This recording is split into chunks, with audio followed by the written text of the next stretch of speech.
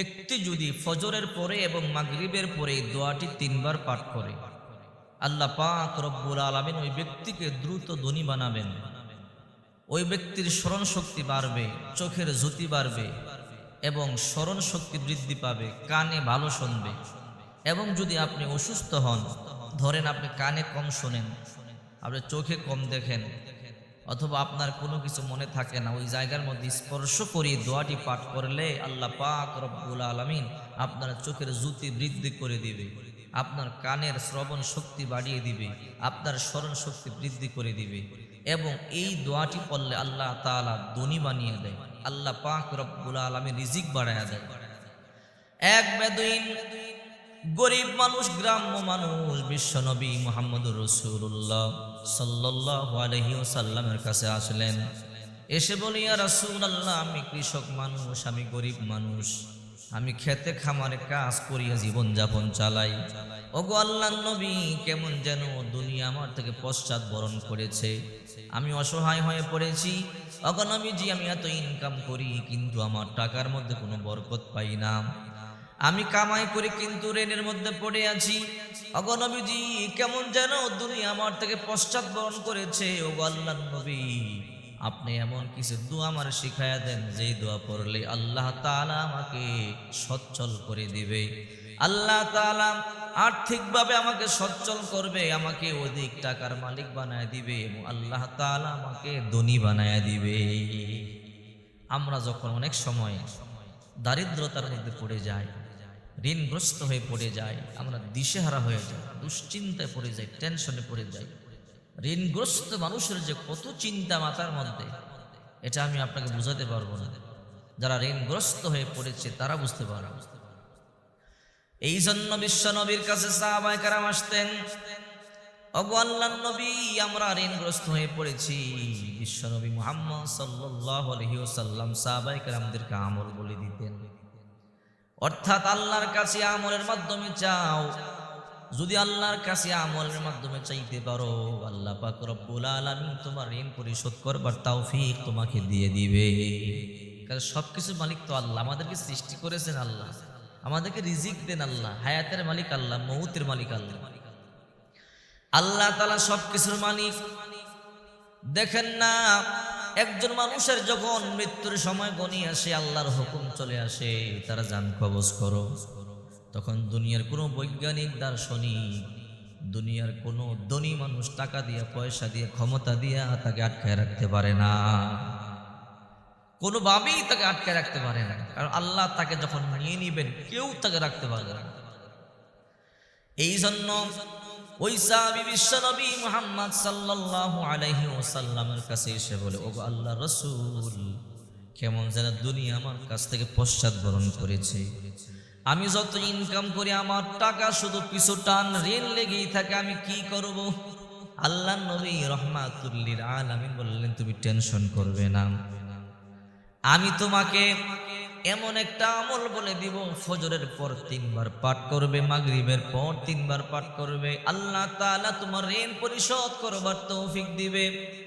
যারা কঠিন অসুস্থতায় পড়ে যাবেন তারা দোয়াটি পড়বেন, আল্লাহ তাআলা যত জটিল অসুস্থতার মধ্যে পড়েন, আল্লাহ তাআলা অবশ্যই আপনাকে সুস্থ করে দিবে, আল্লাহ অবশ্যই সুস্থ করে দিবে। ওই সাহাবী বলল, গো নবীজি, ওই দোয়াটি আপনি আমাকে বলে দেন। আল্লাহর হাবিব বললেন, সাহাবী কান খাড়া করে শোনো, এই দোয়াটি তুমি সকাল সন্ধ্যা পাঠ করবে।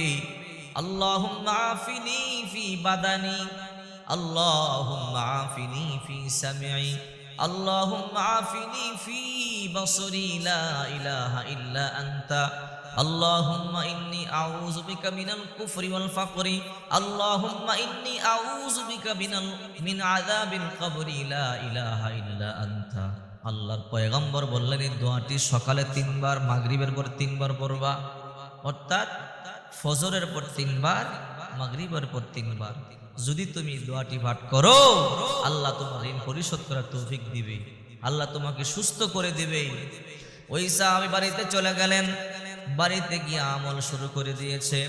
ফজরের পর 3 বার পরে, মাগরিবের পর 3 বার পরে। এক সপ্তাহ পরে বিশ্বনবী মুহাম্মদ সাল্লাল্লাহু আলাইহি ওয়াসাল্লামের কাছে গেলেন, ওগো আল্লাহর হাবিব, আপনি কি দোয়া শিখাই দিছেন? বলে কেন, দোয়ার এত পাওয়ার? ওগো নবীজি, আমি সকালে 3 বার পড়েছি, মাগরিবের পর 3 বার পড়েছি। আল্লাহ এত টাকা আমাকে দিয়েছে, 1 সপ্তাহের মধ্যে সব ঋণ পরিশোধ করে দিয়েছি, আর অনেক টাকা আমার কাছে রয়েছে। সুবহানাল্লাহ। বলে হুজুর, আর অনেক টাকা আমার কাছে আছে। এই জন্য যখনই আপনি ঋণগ্রস্ত হয়ে পড়বেন, এই দোয়া পড়বেন। কঠিন অসুস্থ হয়ে পড়লে এই দোয়া পড়বেন। আপনি কানে কম শুনলে কানে স্পর্শ করে দোয়া পড়বেন। চোখে কম দেখলে চোখে স্পর্শ করে দোয়া পড়বেন। আপনার হাত পা ব্যথা করে, বুক ব্যথা করে, মাথা ব্যথা করে, স্পর্শ করে দোয়া পড়বেন। আল্লাহুম্মা আফিনি ফি বাদানি, আল্লাহুম্মা আফিনি ফি সামঈ, আল্লাহুম্মা আফিনি ফি বাসরি, লা ইলাহা ইল্লা আনতা, আল্লাহুম্মা ইন্নী আউযু বিকা মিনাল কুফরি ওয়াল ফাকরি, আল্লাহুম্মা ইন্নী আউযু বিকা মিন আযাবিল কবরি, লা ইলাহা ইল্লা আনতা। এই দোয়া পড়বেন, কারণ সব কিছুর মালিক একমাত্র আল্লাহ। আল্লাহ তাআলা বলেন, আল্লাযী খালাকাল মাউতা ওয়াল হায়াতা লিয়াবলুয়াকুম আইয়ুকুম আহসানু আমালা। আমি মৃত্যুকে সৃষ্টি করেছি, আমি জীবন সৃষ্টি করেছি, অর্থাৎ হায়াতের মালিক আমি আল্লাহ, মৌতের মালিক আল্লাহ। আমি তোমাদেরকে দুনিয়াতে পাঠাইছি, আমি দেখতে চাই কার নেক আমল কত বেশি সুন্দর, কার আমল কত বেশি সুন্দর। যার আমল বেশি সুন্দর হবে, যার আমল বেশি ভালো হবে, আমি আল্লাহর কাছে তার দাম বেড়ে যাবে। আর যার আমল সুন্দর হবে না, যার আমল ভালো হবে না, আমি আল্লাহর কাছে তার বিন্দু পরিমাণ দাম নাই। এই জন্য বিশ্বনবী মুহাম্মদ সাল্লাল্লাহু আলাইহি ওয়াসাল্লাম বলেন, ইন্নাল্লাহা লা ইয়ানজুরু ইলা সুওয়ারিকুম ওয়া আমওয়ালিকুম ওয়ালাকিন ইয়ানজুরু ইলা কুলুবিকুম ওয়া আমালিকুম। আল্লাহ তোমাদের সূরত দেখেন না, আল্লাহ তোমাদের ধন সম্পদ দেখেন না, আল্লাহ দেখেন ঈমান আর আমল। এই জন্য বেশি বেশি আল্লাহকে ডাকবেন। শেষ রাত্রিতে তাহাজ্জুদের মধ্যে সিজদায় পড়ে আল্লাহকে ডাকবেন। আল্লাহ পাক রব্বুল আলামিন বলেন, ওয়া মিনাল লাইলি ফাতাহাজ্জাদ বিহি নাফিলাতাল লাক আসা আইয়াবাসাকা রাব্বুকা মাকামাম মাহমুদা। এ নবী, রাত্রির কিছু অংশ আপনি কোরআন তেলাওয়াতের মাধ্যমে সালাত আদায় করুন, জাগ্রত থাকুন, তাহাজ্জুদের সালাত আদায় করুন। এর প্রতিফল হিসেবে আমি আল্লাহ আপনাকে মাকামে মাহমুদ দান করব। মাকামে মাহমুদ আল্লাহ দান করবেন। সুবহানাল্লাহ। এই জন্য ভাইয়েরা আমার, বোনেরা আমার, সুনানে আবু দাউদ শরীফের 5092 নম্বর হাদিসটা বেশি বেশি পড়বেন। আল্লাহুম্মা আফিনি ফি বাদানি, আল্লাহুম্মা আফিনি ফি সামঈ, আল্লাহুম্মা আফিনি ফি বাসরি, লা ইলাহা ইল্লা আনতা, আল্লাহুম্মা ইন্নী আউযু বিকা মিনাল কুফরি ওয়াল ফাকরি, আল্লাহুম্মা ইন্নী আউযু বিকা মিন আযাবিল কবরি, লা ইলাহা ইল্লা আনতা। এই দোয়াটি বললে কঠিন রোগ থেকে আল্লাহ আপনাকে হেফাজত করবে, আল্লাহ আপনাকে ঋণ পরিশোধ করবার তৌফিক দিবে, আল্লাহ তাআলা আপনাকে ধনী বানায়া দিবে, ধনী বানায় দিবে।